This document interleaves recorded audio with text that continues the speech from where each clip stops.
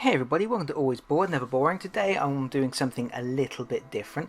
I want to talk to you about Warhammer 40,000 Conquest. And no, I do not mean the old trading card game or living card game I should say, from Fantasy Flight Games.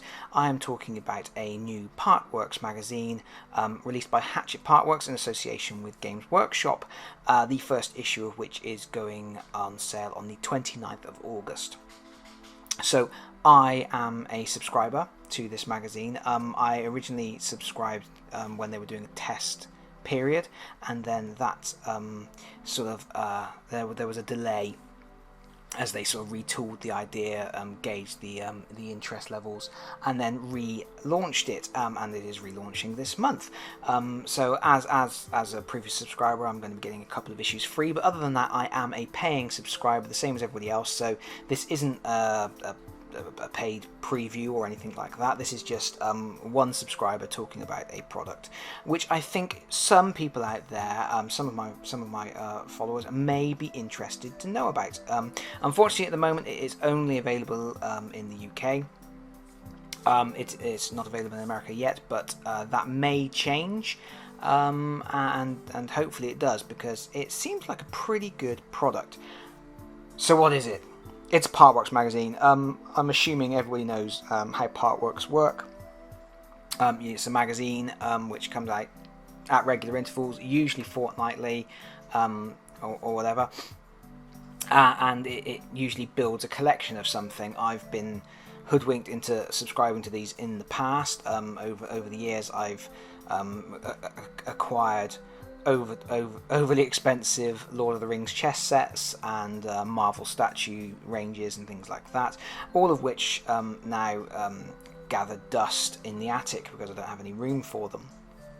But Warhammer 40,000 Conquest is a way of introducing new players to Warhammer 40,000, very much in the style of a Partworks that existed quite a few years ago now, which was the Battles in Middle-earth, which every issue it gave you either a sort of plastic sprue of a few troops or a metal figure of one of the hero characters from Lord of the Rings, and gradually introduced you to that game. And this one obviously is doing it for Warhammer 40,000, and yeah, it looks pretty interesting. Expensive, but interesting. We'll get to that in a minute. So basically, it's a weekly magazine, and the regular price is $7.99. So you're looking at £32 a month. But every issue you're going to get miniatures. You're going to get other stuff as well. For example, the first issue, which actually is an introductory price of $1.99, you get a sprue of easy to build Space Marines, Primaris Marines. You get 3 pots of paint, and you get a starter brush, and you get the magazine. Now, I don't really need to emphasise that $1.99 for that little haul of goodies is pretty good value. The second issue is $4.99, and then it becomes a regular price of $7.99. And to cut down on postage and packing, all of these Partworks magazines work the same. They bundle them up monthly, so every month you'll get one bundle of 4 issues, and you'll be debited £32. But yeah, check out over the course of 80 issues. That's going to come in somewhere around 640 quid. But over the 80 issues, look at what you're gonna get. This isn't a great photo, but this is lifted. All of these images, by the way, I should say, are lifted directly from the Warhammer 40,000 Conquest website. I don't own any of these images. I've I've nicked them, just to show you, because I don't have any physical product yet until my first issues come in. But check this photo out. Use a lot of colour-coded goodies. If you squint a little bit, you can see that you're pretty much getting the entire contents of the Dark Imperium box set in terms of the miniatures. Not a hardback book that we can see in here, not a hardback core rules book. which I wouldn't expect. But yeah, in terms of the miniatures, it looks like you're getting the entire contents of Dark Imperium. You're also getting the entire contents of First Strike, which was the low-cost entry-level box set, which I thought was a really good way to get people into Warhammer 40,000 with the push-fit color-coded miniatures. All of those are in this set, and in fact, over the first 4 issues, you get all of the miniatures from First Strike, which is pretty good going. And yeah, if you squint, there's a lot of other goodies in there. There is all that beige stuff in the background. That's a lot of terrain, including some terrain pieces that are no longer available. There's some ruins kits which I believe are out of production, or not out of production, but are no longer available for retail. But yeah, lots of good stuff in there. There's the Munitorum crates and things like that. There's the big galvanic crane things. There's a set of the objective markers, the little spaceships and the different gizmos and whatnots. There's the barrels and the tank traps, and there's a big section of Sector Mechanicus terrain in the middle there.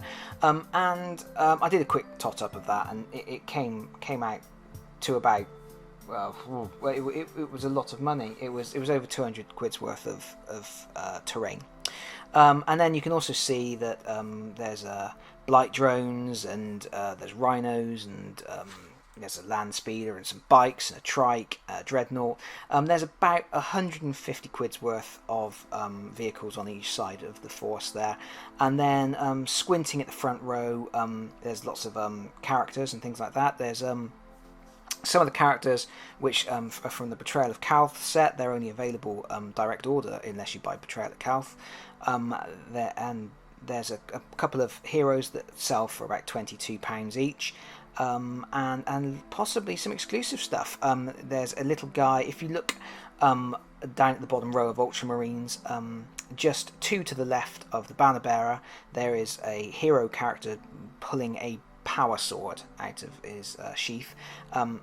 That, at the moment, I do not believe is a miniature that is available anywhere else. So that's pretty interesting if they're going to be doing some exclusive stuff. But that's the miniatures, and then on top of that you're going to be getting paints, and you're also going to be getting other goodies, and if you subscribe you get some free stuff as well. You will get one of the mythic paint handles that we have all heard about, but nobody has seen in real life except in those photographs of people who have got like 20 of them lined up, because they're jerks and they bought them all so nobody else could have any. But the first set of free gifts is actually a pretty good get started assembling kit. You get a pair of clippers, a mold line remover, and a bottle of plastic glue, which is all decent essential stuff. It doesn't look like it's their top range mold line remover and their top range clippers, but they are going to be perfectly functional, and glue is glue, and glue is good. So yeah, so it's a pretty interesting thing. I have reservations. That's $7.99 a week, £32 a month. That is pushing it well outside of the pocket money bracket. And to be honest, I think this is the sort of product that should be in the pocket money bracket, because as a kid, what a great way to build armies and get involved in this hobby. To have every, I think weekly is a problem in itself. I mean, I think maybe fortnightly they should have gone for. $7.99 a fortnight, I think, is a more manageable sum. And I think that would have been great for children, for young people. I'm sure that most parents, for getting their children into a creative hobby, would be okay with that. But I think £32 a month is pushing the envelope and makes it more towards, perhaps shifting more towards people who might already be interested in these products and can see the value in the miniatures and things like that. I mean, if you're going to get a £22 hero miniature for £8, that's a deal. So yeah, I'm not sure about that. I think it possibly should have slowed the releases a little bit more, and maybe not had quite so much in there to get that price point down a little bit. But I mean, I'm subscribing for now at least, and And yeah, we're going to see what happens. What I'm intending to do, I'm going to run at least a few videos on this. I'm probably going to make it a series and sort of run it until I lose interest or you guys lose interest, I guess.